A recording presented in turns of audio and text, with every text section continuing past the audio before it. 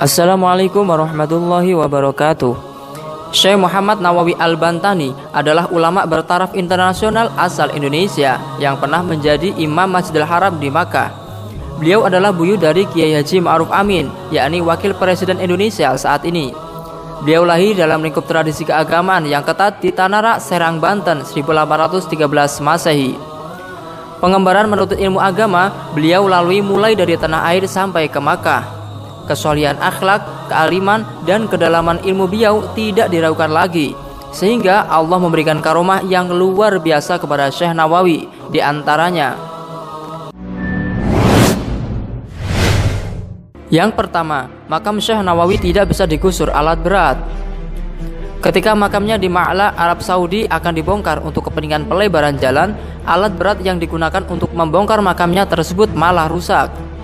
Ketika dipaksa dibongkar, para pekerja kaget karena yang mereka temukan adalah satu jasad yang masih utuh, tidak ada lecet dan tanda-tanda pembusukan seperti lazimnya jenazah yang telah lama dikubur. Bahkan kain kafan putih beliau tidak sobek, harum, dan tidak lapuk sedikit pun. Akhirnya makam beliau tidak jadi dibongkar dan dibuatlah jalan layang di atasnya. Yang kedua, melihat Ka'bah dari Jakarta. Masjid Pekojan yang dibangun Said Utsman bin Aqil ternyata memiliki kiblat yang salah. Kemudian datanglah Syekh Nawawi yang menyalahkan arah kiblatnya. Maka kagetlah Said Utsman. Lalu Syekh Nawawi meletakkan tangan kirinya ke bahu Said Utsman dan berkata, "Lihatlah Said, itulah Ka'bah tempat kiblat kita. Lihat dan perhatikanlah, tidakkah Ka'bah itu terlihat amat jelas? Sementara kiblat masjid ini agak ke kiri, maka perlulah kiblatnya digeser ke kanan agar tepat menghadap ke Ka'bah," ujar Syekh Nawawi. Said Utsman termangu dan keheranan.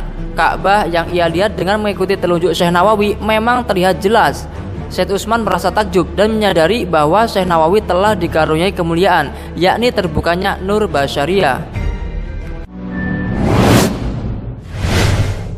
Yang ketiga, tidur di dalam mulut ular raksasa. Pada suatu malam beliau melanjutkan perjalanan ke Makkah. Beliau kelelahan dan mencari sebuah gubuk yang tak berpenghuni. Beliau menemukan lampu yang sangat redup dan kecil. Akhirnya beliau tiba di sebuah tempat tersebut dan mulai untuk beristirahat.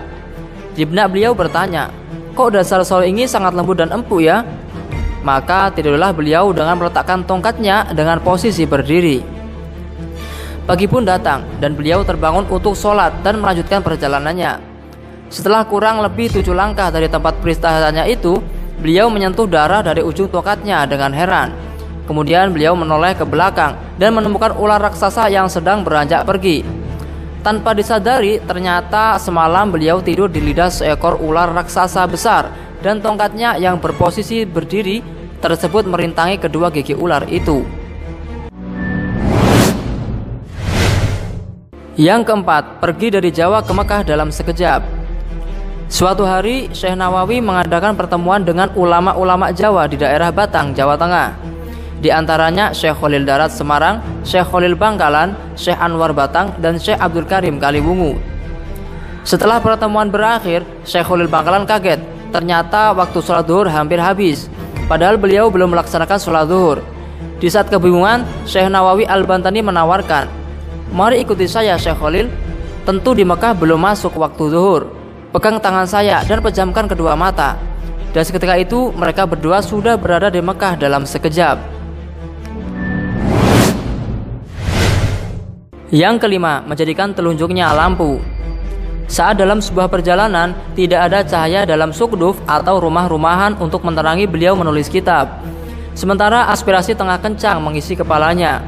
Syekh Nawawi kemudian berdoa memohon kepada Allah Ta'ala agar telunjuk kirinya dapat menjadi lampu, agar dapat menerangi jari kanannya yang digunakan untuk menulis itu. Kitab yang kemudian lahir dengan nama Maraqi Al-Ubudiyah Syarah Matan Bidayah Al-Hidayah itu harus dibayar beliau dengan cacat pada jari telunjuk kirinya. Cahaya yang diberikan Allah pada jari telunjuk kirinya beliau itu membawa bekas yang tidak hilang. Wallahu a'lamu bishawab. Terima kasih telah menonton kisah ini. Semoga dapat menambah rasa iman kita kepada Allah Subhanahu wa taala dan mencontoh akhlak dan perjuangan ulama terdahulu. Jangan lupa untuk klik like, share, subscribe, dan komen. Wassalamualaikum warahmatullahi wabarakatuh.